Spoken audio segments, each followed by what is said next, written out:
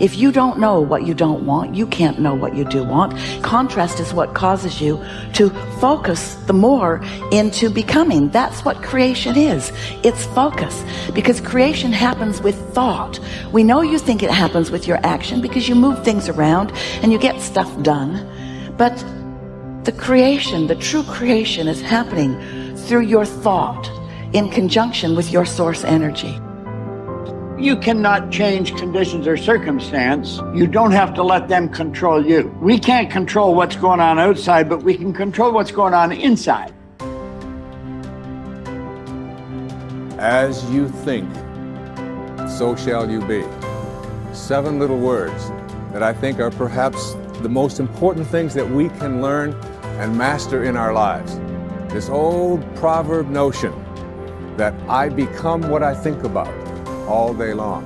And once you know that what you think about is what expands, you start getting real careful about what you think about. You don't allow your thoughts to be on anything that you don't want or that you wouldn't want to have manifest or show up for you in your life. So whatever you wish to do, you must bring yourself to a moment of joy and clarity within yourself.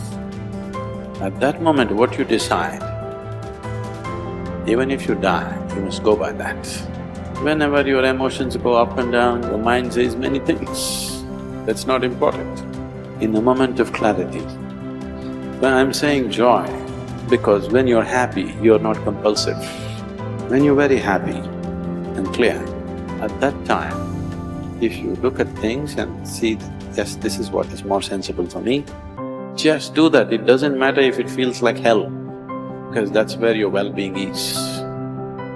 When you're in different states of compulsiveness, if you make decisions as to which way to turn, you will be endlessly lost.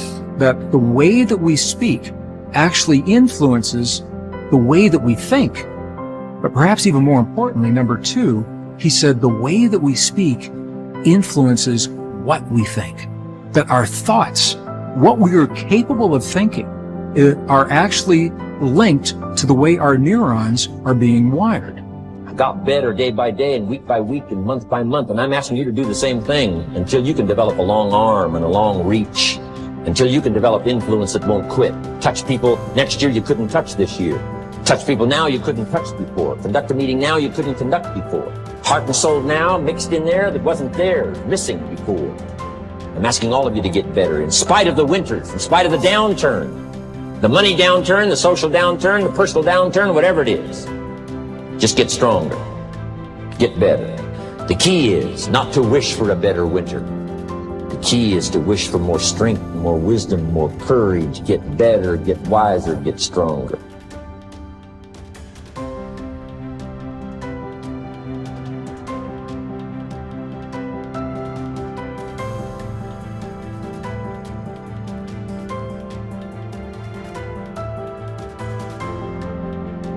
We're optimizing the conversation between the heart and the brain, between your heart and your brain. 3 steps. The first step is to simply shift your awareness from your mind into your heart. And what I found is in the Western traditions, for many people, that's easier said than done. I'll ask people, are you in your heart? And they'll say, yep, I'm in my heart. But what they are really doing is they're still in their brain thinking about what it would be like if they're in their heart. This is where the indigenous traditions come in. Our ancestors told us, and when I spend time with my indigenous friends, I say, how do you guys do this? And they say it helps if you can gently touch your heart center, physically, in a way that's comfortable for you. In the Mayan traditions, you see an open palm right on the heart. In many of the Middle Eastern traditions, you see the same thing. In the Buddhist traditions, you see a prayer mudra that physically touches the sternum. The key is, any of those things creates a gentle touch, a physical sensation right over the heart center, and your awareness will always go to the place where you feel the sensation. That's the key. So if you can create a touch over your heart, your awareness will go there. First step. Second step, very simple. Slow your breathing a little bit slower than typical, maybe 5 seconds inhale, 5 seconds exhale. And here's why that's powerful. Because the only time you would ever slow your breathing and breathe in that way is when you feel safe. When you feel that you're in a place that's safe and you're not threatened and you're not vigilant of your surroundings. So you're telling your body you're in a place that's safe. Slow your breathing. Third step, and this is the key, is to begin to feel the feeling that creates 0.1 hertz. Feel the feeling that sets up the coherence between your heart and your brain. How do you do that? I gave it away earlier, I've already mentioned it. Scientists have found, at the Institute of Heart Math, their researchers have found that there are 4 key words that work almost 100% of the time for everyone. Appreciation for anything or anyone. Gratitude for anything or anyone. Care and compassion. If you can feel one or some combination of those feelings in your heart while you're breathing as if your breath is coming from your heart, touching your heart center, now you're setting up this communication between the heart and the brain. Now you are triggering those neurons to begin to reach out and find other neurons to strengthen this connection. And that's why I mentioned before, it takes about 72 hours, 3 days to build these networks. So that means the more you do what we're about to do right now, the stronger this connection becomes in your life. Why you think more people aren't happy, and what could one do to just begin the journey of loving, living, and mattering more and being happier? I think let's begin with most people don't know what happiness is or where they get it. So I'll tell you what happiness is. Like the human desire and striving is we want a sense of aliveness.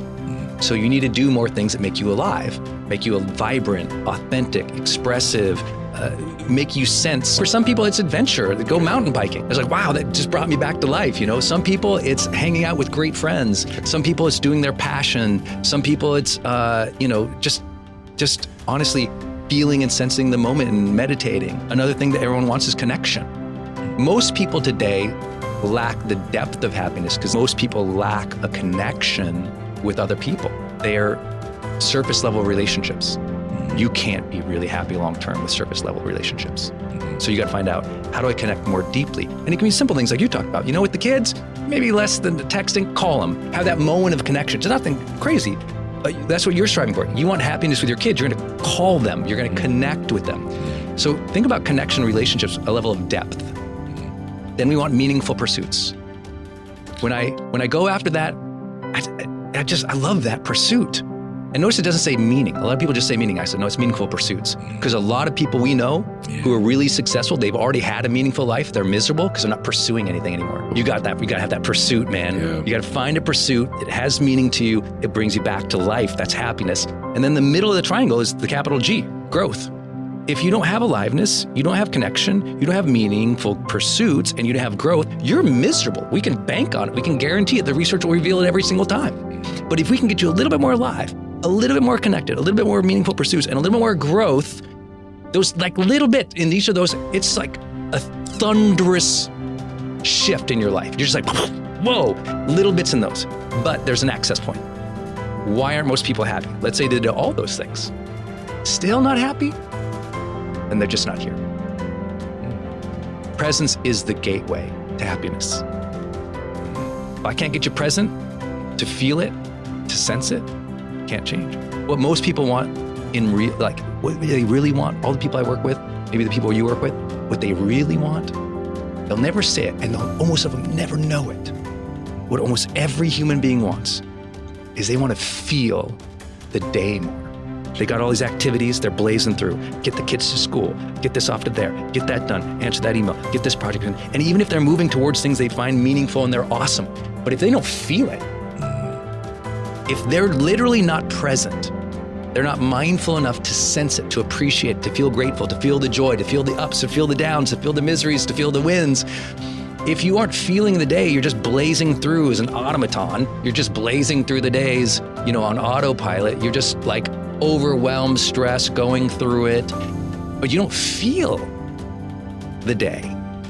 I can't get you to be happy. So the gateway to all of happiness is always presence. Learn to be more present in the moment. Feel the moment, even the bad ones. You got to feel the day more so that when you get on your knees at night to pray, you felt the day.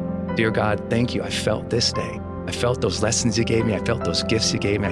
Thank you for that connection. See, when you talk to God, if you don't feel, there's not a relationship there. God wants you to feel. It's a unique thing he gave us. Not just the emotional reaction of an animal, but the ability to deeply appreciate feeling. Very human. So we got to tap people back in the present to deeply appreciate the moments, the feelings, the events of life again. And I think that's why I'm so happy. It's like, I feel so much. Most people are so scared of that. I'm like, I love it. It makes me feel alive, right? How do you sense more aliveness? You got to feel the day, feel the moment.